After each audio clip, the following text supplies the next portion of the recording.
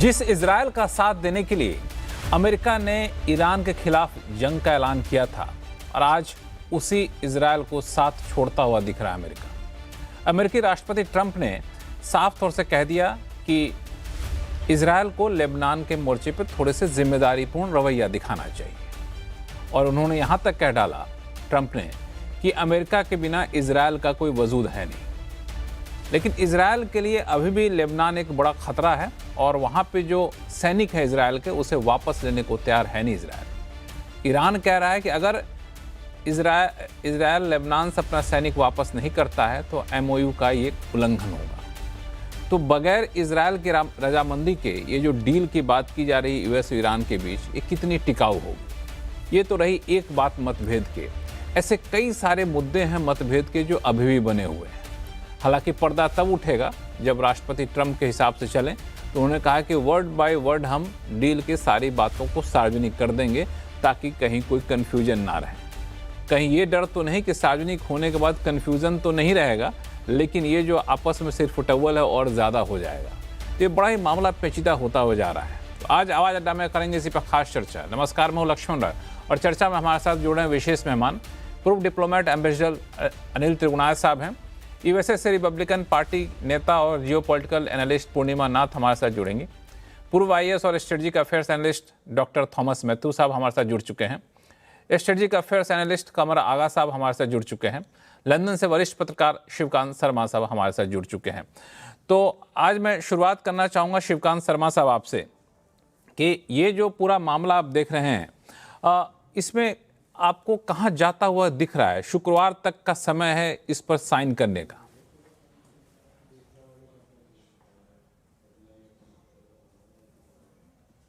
पहली बात तो जो ट्रंप साहब ने कहा है, ट्रंप साहब ने जो आलोचना की है इजराइल की और नेतन्याहू की और जिस तरह से उन्होंने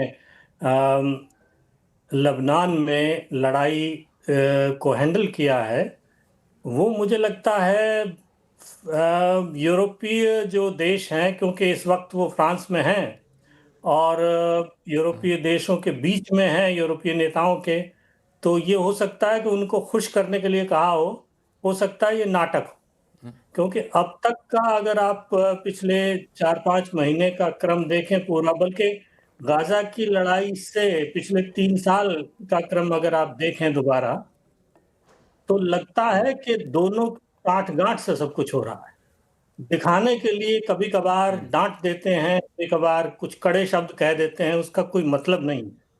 तो एक तो ये बात है। दूसरी बात ये है कि ये जो कहा जा रहा है कि साहब जब तक लबनान से सेना वापस नहीं हटाएगा इजराइल तब तक मामला आगे नहीं बढ़ेगा। तो ये जो MOU जिसकी बात चल रही है, सहमति पत्र, उसकी शर्त में ये नहीं है। लेकिन ईरान की तरफ से कहा जा रहा है कि जो अंतिम फैसला होगा, यानी दूसरे दौर की जो बातचीत होगी, 2 महीने जो बातचीत चलेगी, उस बातचीत को सिर पे उतरने के लिए जरूरी होगा कि लेबनान से फाइनली इजराइल अपनी सेना वापस करे। तो फिलहाल ये उसकी शर्त नहीं है। फिलहाल शर्त इतनी है कि वहां लड़ाई न लड़े, वहां कोई हमला न करे इजराइल।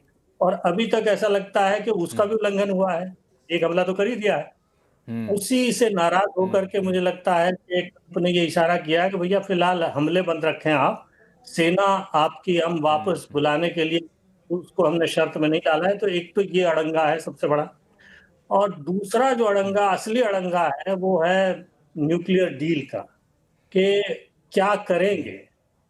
अब बात इस पे है कि क्योंकि ट्रंप साहब कुछ नई चीज तो इससे हासिल नहीं कर पाए। ऐसा करते हैं कि न्यूक्लियर डील पे हम लोग आगे चलकर आएंगे। पहले ये जो मुद्दा है तत्काल जो सबसे बड़ा उठकर हुआ है, जिसमें ऐसा लग रहा है कि US ने इजरायल का साथ छोड़ दिया है, फिर इजरायल अलग थलग पड़ गया। लेकिन आपका कहना ऐसा है नहीं, दरअसल ये एक नाटक है। जहां पे हैं वहां पे उनको ये पोस्चरिंग करना जरूरी था। कमर आगा साहब, आप भी यही मानते हैं? देखिए, श्रीकांत शर्मा जी का बड़ा एक्सपीरियंस है। ये सही है कि इजराइल को अमेरिका छोड़ नहीं सकता। काफ़ी हद तक इंटरडिपेंडेंसी है, दोनों एक दूसरे पर काफ़ी निर्भरता है। मगर नेतन्याहू से उनके डिफरेंसेस हो चुके हैं कुछ चीज़ों पे, ऐसा लगता है। कितना सच है ये तो समय बताएगा। डिफरेंसेस हो गए हैं, इसी के नेतन्याहू पिछले काफ़ी समय से ट्रम्प की जो भी ट्रम्प कह रहे थे उसके विरुद्ध काम कर रहे थे, और वो बार बार कह रहे थे कि भैया सीज फायर होना चाहिए और सीज फायर बहुत ज़रूरी है। अमेरिकन जनता का प्रेशर था, उनकी पार्टी का प्रेशर था, इलेक्शन होने हैं नवंबर में, या फिर उसके अलावा ये भी था कि स्ट्रेट ऑफ हॉर्मुज़ का खुलना बहुत ज़रूरी था। वहाँ पे तेल की कीमतें जिस तरह से बढ़ रही थी उसके चलते हुए हर चीज़ की कीमत बढ़ रही थी। उनकी पॉलिसी ये थी कि जो टैक्सेस हैं उनको और जो इंटरेस्ट हैं ख़ास तौर से वो बिल्कुल ज़ीरो पे ले आएंगे, और फिर टैक्सेस जो हैं बड़ी कंपनीज़ के बिग एंटरप्रेन्योर्स के ऊपर जो लगे उनको भी वो बहुत कम कर देंगे।